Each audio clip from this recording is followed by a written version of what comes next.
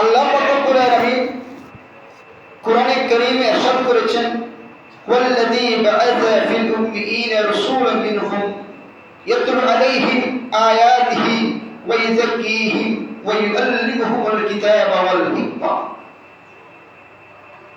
আল্লাহ পাক রব্বুল আলামিন কোরআনে কারীমে ইরশাদ করেছেন যে আমার প্যারা মাহবুব নবী দুনিয়াতে এসেছেন, সেই নবী তোমাদেরকে ব্যক্তিগত জীবন থেকে শুরু করে আন্তর্জাতিক জীবন পর্যন্ত সর্বক্ষেত্রে সবগুলোর দিক নির্দেশনা পাশাপাশি খুঁটিনাটি যে বিষয়গুলো রয়েছে সেগুলোর সঠিক ও সফল সমাধান সেই রাসূল উম্মতকে হাতে কলমে শিক্ষা দিয়েছেন। প্রত্যেকে বলুন সুবহানাল্লাহ। তো আমাদের নবীজি আমাদের ব্যক্তিগত জীবন থেকে শুরু করে আন্তর্জাতিক জীবন পর্যন্ত নয় হয়তো আমাদের খুঁটিনাটি যতগুলো বিষয় রয়েছে সবগুলো প্রিয় নবীজি উম্মতকে শিক্ষা দিয়েছেন। প্রত্যেকে বলুন সুবহানাল্লাহ। এই জন্য আমার আল্লাহ কোরআনে বলেছেন, ওয়াল্লাযী বা'আসা ফিল উম্মিয়িনা রাসূলান মিনহুম, তিনি সেই সত্তা, তিনি সেই আল্লাহ যিনি উম্মীদের মধ্য থেকে একজন সম্মানিত রাসূল দুনিয়াতে প্রেরণ করেছেন। প্রত্যেকে বলুন সুবহানাল্লাহ। ইয়াতলু আলাইহিম আয়াতিহি, তিনি তাদের নিকট তার আয়াত সমূহ তেলাওয়াত করেন। ওয়া ইউযাক্কিহিম, এবং তাদেরকে পবিত্র করেন। ওয়া ইউআল্লিমুহুমুল কিতাবা ওয়াল হিকমা, এবং তাদেরকে কিতাব এবং হিকমত বিজ্ঞান তিনি শিক্ষা দেন। প্রত্যেকে বলুন সুবহানাল্লাহ। তাহলে আল্লাহ বলে দিয়েছেন সেই রাসূল তোমাদেরকে সব কিছু শিক্ষা দিয়েছেন। এর জন্য আমার নবীজিকে বলেছেন, বুইসতু লিউতাম্মিমা মাকারিমাল আখলাক, আমি রাসূল দুনিয়াতে শিক্ষক হিসেবে প্রেরিত হয়েছি। প্রত্যেকে বলুন সুবহানাল্লাহ। তাহলে সব কিছু বিষয় শিক্ষা দিয়েছেন। তো মুসলমানদেরকে সবকিছু বিষয় শিক্ষা দেওয়ার পাশাপাশি আমাদের প্রিয়রা নবীজি সাল্লাল্লাহু আলাইহি ওয়াসাল্লাম আমাদেরকে আমাদের মলমূত্র, আমাদের প্রস্রাব পায়খানা কিভাবে করতে হবে সেগুলো নবীজি আমাদেরকে শিক্ষা দিয়েছেন। প্রত্যেকে বলুন সুবহানাল্লাহ। তবে সেই নবীর ব্যক্তিগত জীবন থেকে শুরু করে পারিবারিক জীবন, রাষ্ট্রীয় জীবন, সামাজিক জীবন, আন্তর্জাতিক জীবন এবং আমাদের দৈনন্দিন জীবন, যখন আমাদের খুঁটিনাটি সকল বিষয় সেই রাসূল তার উম্মতকে শিক্ষা দিয়েছেন। প্রত্যেকে বলুন সুবহানাল্লাহ। তার মধ্যে উম্মত কিভাবে প্রস্রাব পায়খানা করবে কি সেটাও নবীজি উম্মতকে শিক্ষা দিয়েছেন। হযরত সালমান ফারসি রাদিয়াল্লাহু তাআলা আনহু থেকে বর্ণিত হাদিস, قال بعد المشركين وهو يستحدث إني لأرى صاحبكم يعلمكم حتى القراءة قلت أجل। হযরত সালমান ফারসি রাদিয়াল্লাহু তাআলা আনহু থেকে বর্ণিত হাদিস, একজন মুশরিক টাট্টা চলে বলতে লাগলেন, নিশ্চয় আমি তোমাদের নবীকে দেখেছি যে তিনি তোমাদেরকে শিক্ষা দেন। তোমাদের নবীকে আমি দেখেছি তিনি তোমাদেরকে শিক্ষা দেন, জ্ঞান দান করেন, সবকিছু তিনি তোমাদেরকে শিক্ষা দেন। এমনকি তোমরা মলমূত্র প্রস্রাব পায়খানা কিভাবে করবে হয়তো সেটাও তোমাদেরকে শিক্ষা দেয়। প্রত্যেকে বলুন নাউজুবিল্লাহ। এটা আমাদের নবীজিকে ব্যঙ্গ করে বলেছেন, ঠাট্টা করে মুশরিক কাফেরগণ বলেছেন তোমাদের এত বড় একজন সম্মানিত রাসূল, অথচ তিনি তোমাদেরকে প্রস্রাব পায়খানা কিভাবে করবে এটাও শিক্ষা দিচ্ছে। এটা ঠাট্টা করে বলেছিলেন। তখন হযরত সালমান ফারসি বলেছিলেন, হ্যাঁ আমাদের রাসূল আমাদেরকে সব কিছু শিক্ষা দেন। প্রত্যেকে বলুন সুবহানাল্লাহ। তাহলে বোঝা যাচ্ছে দৈনন্দিন কর্মকাণ্ডে, আমাদের আচার আচরণে, আমাদের চলাফেরায়, ওঠা বসায়, পোশাক পরিচ্ছদ, সর্বক্ষেত্রে শালীনতা, ভদ্রতা, সব কিছুর আদব ইসলাম গুরুত্ব দিয়েছেন, যেটার কারণে আমার নবীজি এই সব কিছু আমাদেরকে শিক্ষা দিয়েছেন। প্রত্যেকে বলুন সুবহানাল্লাহ। এবার আসুন, তো নবীজি তো আমাদেরকে সব কিছু শিক্ষা দিয়েছেন, সে নবীজি কি কি শিক্ষা দিয়েছেন অথচ প্রস্রাব পায়খানা আমাদের পবিত্রতা অর্জন, এটা আমাদের জন্য সবচেয়ে বড় একটা নিয়ামত। এটার মধ্যে আমাদের নামাজ ইবাদত হবে, পবিত্রতা অর্জন করে আমাদের ইবাদত হবে, আমাদের সবকিছু হবে। তো আপনার প্রস্রাব পায়খানা যদি ঠিক না হয়, তাহলে আপনার গোসল, আপনার ওযু, আপনার কাপড় চোপড় অপবিত্র থেকে গেলে আপনার ইবাদত হবে না। কিন্তু বড় আফসোসের বিষয়, আমরা মুসলমান, আমরা দেখি মুসলমান জানে না কোন দিকে ফিরে প্রস্রাব পায়খানা করবে, কোন দিকে কে করবে, এগুলো আমরা মুসলমান জানি না, জানলেও না জানার ভান করি। অথচ আমার নবীজি সব কিছু আমাদেরকে শিক্ষা দিয়েছেন, কোন দিকে ফিরে মলমূত্র ত্যাগ করবে, প্রস্রাব পায়খানা করবে। এগুলো হাদিসে পাকে আমার নবীজি বলেছেন, قال رسول الله صلى الله عليه وسلم إذا أتيتم الغائط فلا تستقبلوا القبلة ولا تستدبروها ولكن شرقوا وغربوا। আমার নবীজি হাদিসে পাকে ইরশাদ করেছেন, যখন তোমরা প্রস্রাব পায়খানা করতে আসবে তখন তোমরা কিবলাকে সামনে নিও না, পিছনেও নিও না। প্রত্যেকে বলুন সুবহানাল্লাহ। তোমরা কিবলাকে সামনেও নিবে না, পিছনেও নেবে না। এই হাদিসটা যখন বর্ণনা করেছেন তখন মদিনা শরীফ মক্কা থেকে পূর্ব পশ্চিম দিকে ছিল। এজন্য আমার নবী হাদিসে বলেছেন, ওয়ালাকিন্না শাররিকু ওয়া গাররিবু, তোমরা পূর্ব পশ্চিম দিকে ফিরে মুখ করে বসবে না। কারণ মদিনা শরীফ থেকে খানে কাবা ছিল পূর্ব পশ্চিম দিকে। এজন্য হাদিসে পাকে আমার নবীজি বলেছেন পূর্ব পশ্চিম দিকে। কিন্তু আমাদের জন্য হবে তোমরা খানে কাবার যেদিকে ফিরে, অর্থাৎ আমাদের জন্য পূর্ব পশ্চিম, তোমরা পূর্ব পশ্চিম দিকে ফিরে খানে কাবার দিকে ফিরেও বসবে না, পিছন দিয়েও বসবে না। প্রত্যেকে বলুন সুবহানাল্লাহ। এখন অনেকে বলতে হাদিসের অর্থ না বুঝে বলতে থাকে, আল্লাহ নবী বলেছেন পূর্ব পশ্চিম দিকে না বসার জন্য, অর্থাৎ ওই সময় দক্ষিণ শাররিকু ওয়া গাররিবু, অর্থাৎ ওই অবস্থানের দিক থেকে তখন ছিল এটা মদিনা শরীফ, ছিল দক্ষিণ উত্তর দিকে মনে হয়। এই জন্য আমার নবী যে ওই শব্দগুলো ব্যবহার করেছেন হাদিসের পাকে, মদিনাবাসীদের জন্য যেদিক থেকে মক্কা সেদিক থেকে তারা সেদিকে ফিরে প্রস্রাব পায়খানা করবে না। তো আমাদের জন্য যেদিকে আমাদের খানায় কাবা সেদিকে ফিরে সেদিকে বসে আমরা প্রস্রাব পায়খানা করবো না, এটা আমার নবীজি নিষেধ করেছেন। প্রত্যেকে বলুন সুবহানাল্লাহ। তো এইভাবে আমার নবীজি আমাদেরকে দৈনন্দিন সবকিছু আমার শিক্ষা দিয়েছেন। এভাবে বর্ণনা করা হয়েছে পাঁচ দিকে ফিরে প্রস্রাব পায়খানা ইস্তিনজা করা নিষেধ। একটা হচ্ছে খানায় কাবার দিকে ফিরে ইস্তিনজা প্রস্রাব পায়খানা করা হচ্ছে নিষেধ। আর একটা হচ্ছে খানায় কাবার দিকে ফিট রেখে আমি প্রস্রাব পায়খানা, এটা নিষেধ। আর একটা হচ্ছে চাঁদ এবং সূর্যের দিকে মুখ করে প্রস্রাব পায়খানা করা নিষেধ। চাঁদের দিকে মুখ করে সূর্যের দিকে মুখ করে প্রস্রাব পায়খানা করা নিষেধ। আর একটা হচ্ছে বেশি বাতাস যেদিকে আসছে বেশি বাতাসের দিকে ফিরে প্রস্রাব পায়খানা করা নিষেধ। কারণ ওই বাতাসের কারণে আপনার প্রস্রাবের ফোঁটা বা ছিটকা আপনার গায়ে এসে পড়বে, সেই জন্য যেদিকে বেশি বাতাস সেদিকে ফিরেও প্রস্রাব পায়খানা করা নিষেধ।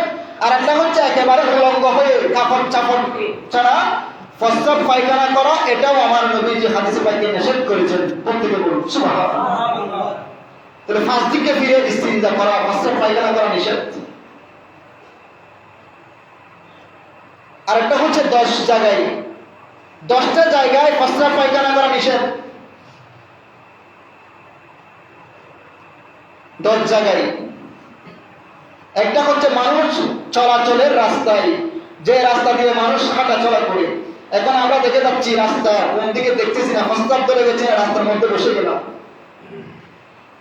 অনেকে রাস্তার পূর্ব দিকে পূর্ব পশ্চিম, কিন্তু পশ্চিম দিকে ফিট দিয়ে প্রস্রাব করার জন্য বসে গেছে।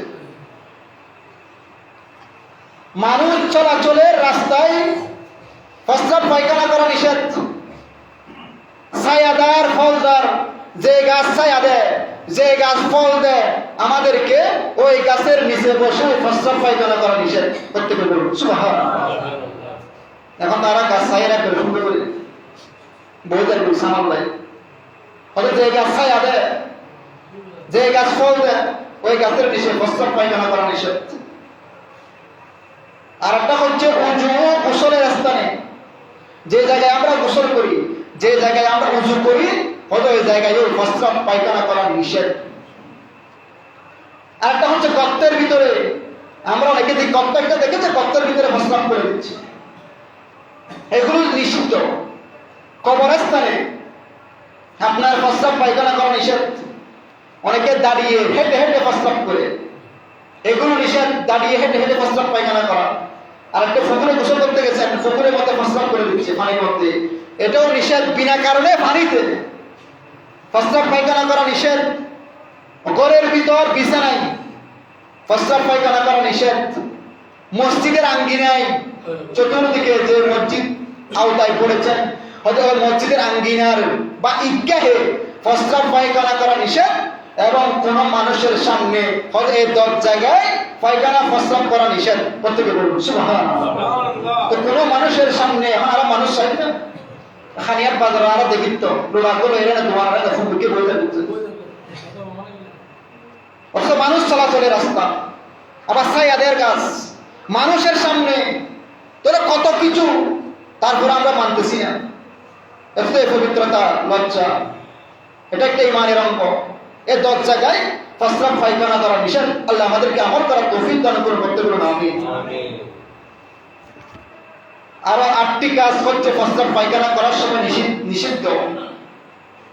প্রস্রাব করতে গেলাম, এদিকে একদম বসি, এদিকে একদম বসি, কিন্তু প্রস্রাব চলে, পায়খানা প্রস্রাব চলে, ওদের কত চলে। প্রস্রাব পায়খানার সময় কথা বলা নিষেধ। প্রস্রাব পায়খানার মধ্যে গিয়ে জিকির করা, আল্লাহ আল্লাহ লা ইলাহা ইল্লাল্লাহ প্রস্রাব পায়খানা বসেছেন, সেখানে জিকির করা নিষেধ। প্রস্রাব করা গিয়ে অনেকে দেখা যাচ্ছে এখন মিসওয়াক কেটে নিয়ে প্রস্রাব করতেছে, মিসওয়াক করতেছে, হয়তো এই সময় মিসওয়াক করা নিষেধ। কোরআন শরীফ পড়া, আপনি মন করে কোরআন আয়াত পড়তেছেন, প্রস্রাব করতে গেছেন, নিষিদ্ধ। প্রস্রাব করতে গেছেন, একজন সালাম দিচ্ছে, আপনি ওয়ালাইকুম আসসালাম বলে দিলে প্রস্রাব বানায়, হয়তো প্রস্রাব বানায় সালাম দেওয়া, সালামের উত্তর দেওয়া, দুটোটা নিষেধ। আবার অনেকে আছে বিড়ি টানে, খার পান, প্রস্রাব বানাচ্ছে, আসতে পাখানা বিদ্যুৎ, ওদের খাওয়া পান করা, দুটোটা প্রস্রাব করা নিষিদ্ধ। এবং অনেকে আমরা দেখি শহর মন্দির, এখানে না দেখবো, আমরা মাদ্রাসায় হোস্টেলের বা পাশে বাসা ভাড়া থাকতাম, তো অনেকে দেখতাম ছাত্র অবস্থায় আমাদের অনেক ফ্রেন্ড বন্ধু পত্রিকা একটা নিয়ে পায়খানার মধ্যে চলে যেত, বসে বসে সেখানে পত্রিকা পড়তো। অথচ পত্রিকা, বই, পুস্তক, পায়খানা প্রস্তাব জানায় বসা অবস্থায় এগুলো পড়া সম্পূর্ণ নিষিদ্ধ। প্রত্যেকে বলুন নাউজুবিল্লাহ।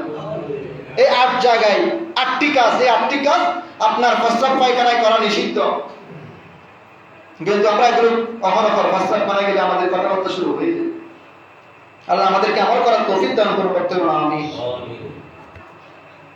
এবার অনেকেই আছে, আমরা যখন প্রস্রাব পায়খানা করতে যাই, ডান হাতের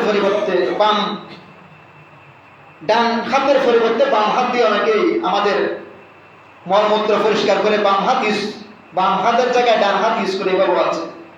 অথচ আমার নবীজি হাদিসে বাম্বা নাহানা ইয়া রাসূলুল্লাহ সাল্লাল্লাহু আলাইহি ওয়াসাল্লাম আন নাস্তাকবিলা কিবলাতা বিগায়তিন ওয়া আন নাস্তানজি বিল ইয়ামিন। আমার নবীজি আমাদেরকে কিবলাকে সামনে নিয়ে প্রস্রাব পায়খানা করতে এবং ডান হাতে পবিত্রতা অর্জন করা থেকে নবীজি আমাদেরকে নিষেধ করেছেন। প্রত্যেকে বলুন সুবহানাল্লাহ।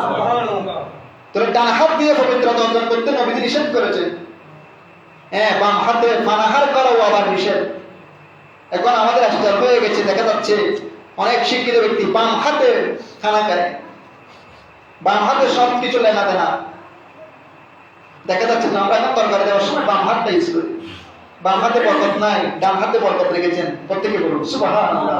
এখন যদি ডান হাত দিয়ে পাত খাইতে সামনে ধরে বড় যা উল্টোর মানুষ ঠান্ডা, আপনি ডান হাতে দিবেন সব কিছু। এখন আমাদের স্ট্যান্ডার্ড হয়ে গেছে, ডান হাতে খাবো, বাম হাতে তরকারি আমরা একজনকে উঠে দিই, বাম হাতের মধ্যে বরকত নাই। এই জন্য এগুলো খেয়াল রাখবেন। ইসলামের খুঁটিনাটি সবকিছু বিষয় নবীজি আমাদেরকে শিক্ষা দিয়েছেন, কিন্তু এগুলোকে আমরা আধুনিক ফ্যাশন বলে চালিয়ে দিচ্ছি। আল্লাহ আমাদেরকে এই সমস্ত কুসংস্কার থেকে মুসলমানদেরকে সচেতন হওয়ার তৌফিক দান করুন, করতে বলুন আমিন। আর একটা এখন আধুনিক ফ্যাশন হয়ে গেছে দাঁড়িয়ে প্রস্রাব করা। আধুনিক যারা এক শ্রেণীর মানুষ এখন দাঁড়িয়ে প্রস্রাব করে। এখন অনেক জায়গায় সুবিধার জন্য হোটেলে, রেস্তোরাঁয় অনেক জায়গায় দেখা যাচ্ছে এখন ওই দাঁড়িয়ে প্রস্রাব করার ব্যবস্থা করা হয়েছে। আপনি মহাসড়কের হোটেলে যান, রেস্তোরাঁয় যান, আবাসিক হোটেলে যান, সেখানে দেখবেন এখন দাঁড়িয়ে প্রস্রাব করার একটা রীতি সিস্টেম করে দিয়েছে। অথচ আমার নবীজি বলেছেন, وقال النبي صلى الله عليه وسلم وانا ابول قائما فقال يا عمر لا تبل قائما فما بلت قائما بعد। আমার নবীজি ফারুক আজমকে দাঁড়িয়ে প্রস্রাব করতে দেখে বললেন, হে উমর, দাঁড়িয়ে প্রস্রাব করো না। এরপরে ফারুক আজম বলেন, এরপর থেকে আমি আর দাঁড়িয়ে প্রস্রাব করিনি। প্রত্যেকে বলুন সুবহানাল্লাহ। তাহলে আমার নবীজি দাঁড়িয়ে প্রস্রাব করা নিষেধ করেছেন। দেখুন আমাদের আধুনিক ফ্যাশন হয়ে গেছে দাঁড়িয়ে প্রস্রাব করা। হয়তো এটা মাকরুহের তাহরিমি, দাঁড়িয়ে প্রস্রাব করাটা মাকরুহের তাহরিমি, যেহেতু আমার নবীজি নিষেধ করেছে। নবীজি এটা দাঁড়িয়ে প্রস্রাব করা, এটা জাহিলি যুগের রীতিনীতি, এটা জাহিলি যুগের একটা অভ্যাস ছিল দাঁড়িয়ে প্রস্রাব করা। কারণ এরা গরু ছাগলের মতো, কুত্তার মতো দাঁড়িয়ে প্রস্রাব করতো জাহিলি যুগের মানুষরা। তো গরু ছাগল দাঁড়িয়ে প্রস্রাব পায়খানা করে, এখন এটা আধুনিক ফ্যাশন নাম দিয়ে আমাদেরকেও, মানুষদেরকেও গরু ছাগলের অভ্যাসগুলো আমাদের পরিণত করে ফেলতেছে। প্রত্যেকে বলুন নাউজুবিল্লাহ।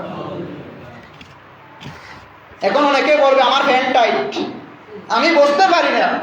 আরে ভাই, আপনার ফ্যান টাইট, এটা তো আপনি সিলাই করেছেন, এটা আপনি দেখে নিয়েছেন, এটা তো আপনাকে কেউ জবরদস্তি এনে করে আপনার ফ্যান দেওয়া হয় নাই। আমি টাইট ফ্যান, আমি বসতে পারি না।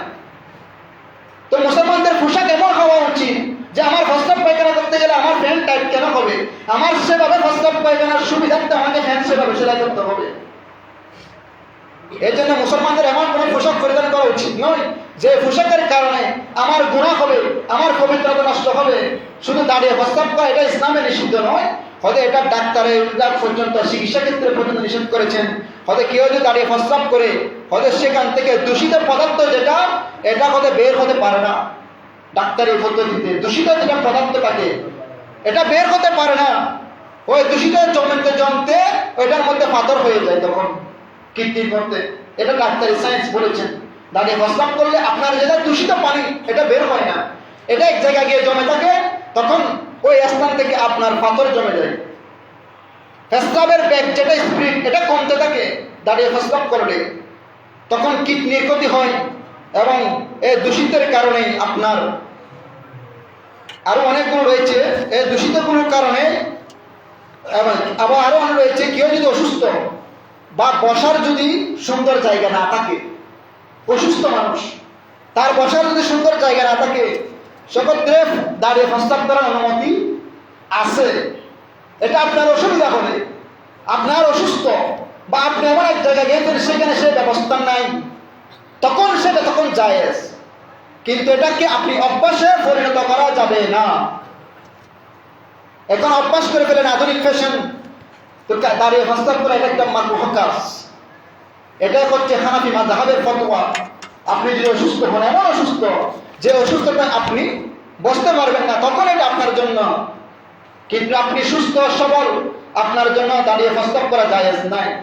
এটা কি আল্লাহ, এটা আপনার চিকিৎসা ক্ষেত্রে আপনার জন্য ক্ষতির কারণ হবে। আল্লাহ আমাদেরকে আমল করার তৌফিক দান করুন প্রত্যেক আমিন। এই অভ্যাস আমাদের পরিত্যাগ করা দরকার। কারণ ইজালাম তাস্তাহি ফাসনা মা শিতা, যদি তোমার লজ্জা না থাকে তুমি যা ইচ্ছা তাই করতে পারো। দাঁড়িয়ে প্রস্রাব করলে আপনার পাশের মানুষ যদি একটু নজর দেয়, তাহলে আপনার লজ্জাস্থান দেখতে পাবে। কিন্তু আপনি যখন বসে প্রস্রাব পায়খানা করবেন, তখন আপনার এই দুর্লান উরু আপনার জন্য, ওই বান্দার জন্য পর্দা হয়ে যাবে। প্রত্যেকে বলুন সুবহানাল্লাহ। বসে করলে, প্রস্রাব পায়খানা করলে এই দুইটা লান উরু আপনার জন্য পর্দা হয়ে যাবে। কিন্তু আপনি দাঁড়িয়ে প্রস্রাব করলে আপনার পাশের জন মানুষ একটু উঁকি দিলে আপনার লজ্জাস্থান দেখতে পাবে। আল্লাহ আমাদেরকে এই সমস্ত পর্দার পর থেকে আমল করার তৌফিক দান করুন প্রত্যেক আমিন। আরো প্রস্রাবের ক্ষেত্রে আমাদের অনেকগুলো সতর্কতা দরকার।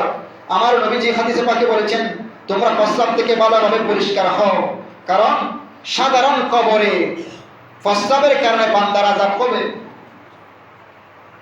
প্রস্রাবের কারণে পবিত্রতার ভালোভাবে অর্জন না করার কারণে বান্দা শাস্তি হবে। এই জন্য প্রস্রাব করার পর কিছুক্ষণ অপেক্ষা করা, অথবা 40 কদম হাঁটা, অথবা এটা যদি তাড়াতাড়ি পানি বের করলে আপনার অনেক সময় ফুটা ফুটা প্রস্রাব পায়খানা আপনার কাপড়ে পড়তে পারে। সেজন্য আপনি ধীর স্থিরভাবে আস্তে আস্তে তাড়াতাড়ি পরিষ্কার করার বিন্দু মাত্র অবহেলা করবেন না। দরকার হলে আপনার যদি ফুটা ফুটা প্রস্রাব বের আপনি 40 কদম হাঁটবেন অথবা একটু অপেক্ষা করবেন।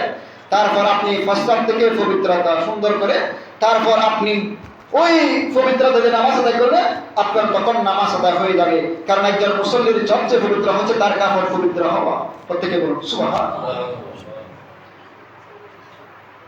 তো আল্লাহ পাক রব্বুল আলামিন এভাবে অনেকগুলো কাজ রয়েছে।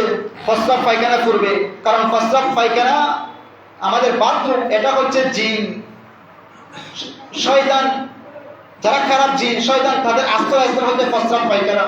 তো এই জন্য আমার নবীজি বলেছেন, তোমরা যখন প্রস্রাব পায়খানা প্রবেশ করবে তখন তোমরা শুরুতে দোয়া করবে, আল্লাহুম্মা ইন্নী আউযু বিকা মিনাল খুবুসি ওয়াল খাবাইস। আমার নবীজি বলেছেন, এই দোয়াটা বলেছেন তোমরা বাম পা দিয়ে প্রবেশ করা। এটা হচ্ছে ইস্তিনজার সুন্নাত। ইস্তিনজার মধ্যে সুন্নাত আছে, আমল সেখানে সওয়াব আছে যদি আমল করতে পারেন। তো বাম পা দিয়ে প্রবেশ করাটা সুন্নাত। তো বাম পা দিয়ে প্রবেশ করার সময় সেখানে দোয়াটা করবেন, আল্লাহুম্মা ইন্নী আউযু বিকা মিনাল খুবুসি ওয়াল খাবাইস। হে আল্লাহ, আমি আপনার নিকট দুষ্ট জিন যারা রয়েছে তাদের থেকে আপনার নিকট আশ্রয় প্রার্থনা করেছি। প্রত্যেকে বলুন সুবহানাল্লাহ। প্রস্রাব পায়খানা ঢোকার সময় জুতা স্যান্ডেল পায়ে রাখা, এটা একটা সুন্নত আমল। তারপর হচ্ছে মাথা ঢেকে রাখা, টুপি দিয়ে যাবেন, কালি মাথায় যাবেন না। তারপর হচ্ছে মনে মনে ইস্তেগফার করা। আর একটা আমল হচ্ছে মনে মনে ইস্তেগফার করা, আর একটা হচ্ছে ঢিলা কুলুপ ব্যবহার করা, পানি খরচ করা এবং ডান পা দিয়ে বের হওয়া, আগে পরে দোয়া পড়া, এগুলো হচ্ছে ইস্তিনজার সুন্নাত। এজন্য শুরুতে ঢোকার সময় বাম পা দিয়ে প্রবেশ করবেন, তখন আল্লাহুম্মা ইন্নী আউযু বিকা মিনাল খুবুসি ওয়াল খাবাইস এই দোয়াটা করে বাথরুমে প্রবেশ করবেন। আর পরিষ্কার পরিচ্ছন্ন হবার পর আপনি বের হওয়ার সময় আরেকটা দোয়া করবেন, আলহামদুলিল্লাহিল্লাযী আযহাবা আন্নিল আযা ওয়া আফানি। সমস্ত প্রশংসা আল্লাহর, যিনি আমার কাছ থেকে এই কষ্টদায়ক বস্তু দূর করেছেন এবং আমাকে সুস্থ রেখেছেন। প্রত্যেকে বলুন সুবহানাল্লাহ। তো আল্লাহ পাক রব্বুল আলামিন আমাদের প্রস্রাব পায়খানা মল মূত্র যেখানে সেখানে আমরা যাতে বসে আমরা প্রস্রাব পায়খানা না করি।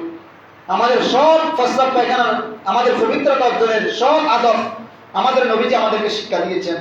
সেভাবে আমল করে আল্লাহ আমাদেরকে পবিত্রতা অর্জন করার তৌফিক দান করুন। প্রত্যেকে বলুন আমিন। ওয়া আখিরু দাওয়ানা আলহামদুলিল্লাহি রাব্বিল আলামিন। যারা সুন্নাত আদায় করেন সুন্নাত আদায় করেন।